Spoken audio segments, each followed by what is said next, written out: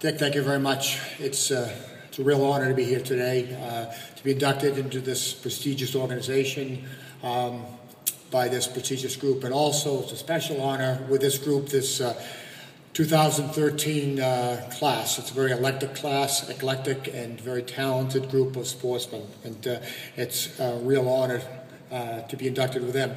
I'd like to first of all thank all the people on my behalf. It's very heartwarming and kind of overwhelming to see people from several communities here today to honor me. I thank you very much.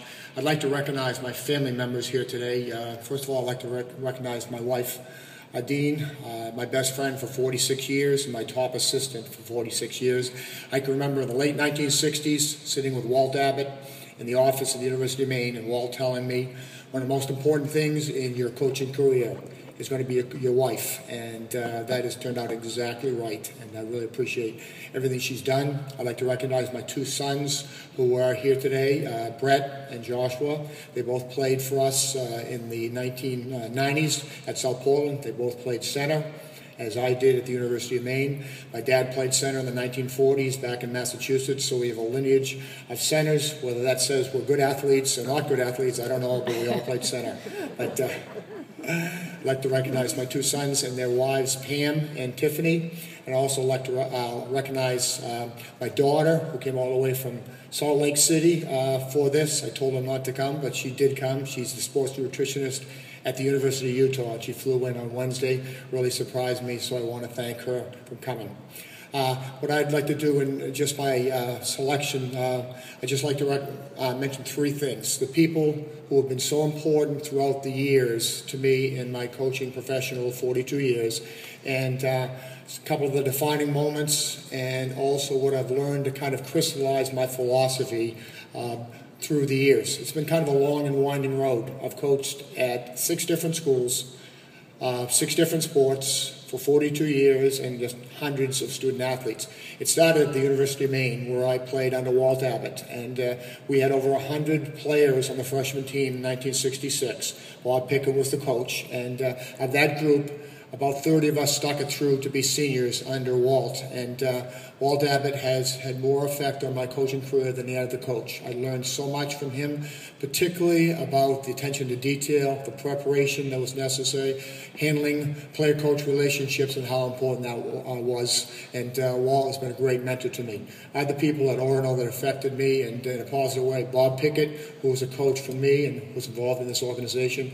Bob had great passion for football, a passion that was infectious. And Jack Butterfield affected me tremendous. I wasn't good enough to play baseball at the time. I used to go to the baseball practice and watch him coach. He was just a consummate competitor and a consummate coach. Jack got me my first job coaching the Orono baseball team in 1969. That was my first job, and I had the honor of scouting with Jack in 1971 as a graduate assistant, and I learned so much from him. It was unbelievable, and those people really affected me. So I left Orono in 1971, went to Madison after getting my master's degree. I wanted to be a head coach right off the bat. I can remember driving into Madison for an interview with my wife. We saw one traffic light, we saw one pizza joint, and we saw the American Legion Hall. That was it. We had come from Marblehead, Massachusetts, and my wife said, "We're not living here, are we?" And I said, I don't know, maybe. Well, we did. We were there for 4 years. We had a great time with some great people. Had an opportunity to teach under Alec Richard, who was an outstanding principal. Ron Parquette, who was the AD back at that time. Had some super assistant coaches. Gene Benner was with us back at that time, who's still a good friend today. Buddy White, one of the greatest athletes ever to come out of the state of Maine. John Krasnavich, who followed me there, and had a really good time at Madison. I can remember a couple situations. I can remember coaching the baseball team at Madison in 1972, taking them down to Marblehead, and when we went down there, our team looked like the 1952 Brooklyn Dodgers with war uniforms on. It was unbelievable, and I vowed when we were down there to play Marblehead, they had brand new uniforms and everything, that was never going to happen again. We were going to do things with more class. I can also remember that Dean and I had to seed the football field one fall because the softball league had played on a football field, and we personally had to seed it and water the field. So we were kind of jacks of all trade back at that time. But I cut my teeth in Madison, and I learned a lot. We moved from Madison to Gardner in 1975, and Dean always had one caveat. When we moved, it had to be south. So we moved south to Gardner in 75. And again, I worked with some great people. I worked with Alex Somerville. He's the principal. Alex, I believe, was the best principal I've ever worked under. He's just a great person. Worked under Peter Story, the athletic director, for a number of years. Some super assistant coaches who are still friends today. Robbie Munsing, John Burgess, John White, among other people. Just had a real good tenure with some great kids. A couple things I remember about Gardner. I remember the first year we're on the practice field and the fire alarm goes off downtown, in the middle of the town. Half of our football team sprints off the field. I look at one of the kids and I said, "What's up?" And one of the kids said, "Volunteer fire department." So we lost half the team to the volunteer fire department. I can remember coaching multiple sports in Gardner. I coached a little track, baseball. I even coached girls softball for a little while. And one thing I remember of Gardner is the great rivalries we had in the Pine Tree Conference with Coney, with Jim Marasio, with Lawrence, with Pete Cooper, Mount Blue, Ray Caldwell, Winslow with Tank Violet. Just had some great rivalries back at the time. So it was an excellent time. Then 1986, another opportunity to move. Again, it was south to South Portland, where I went to be in the SMA to take a different coaching challenge. In South Portland, again, some great people. Athletic director Jack Flynn, who was just a super athletic director. Also athletic director Tor Nielsen. Some assistant coaches, Bob Zinchuk, who was my defensive coordinator for 15 years there. George C. Hagan was coach with me for over 20 years. Frank Spencer, who was a very good friend of mine. And just a lot of good kids in South Portland also.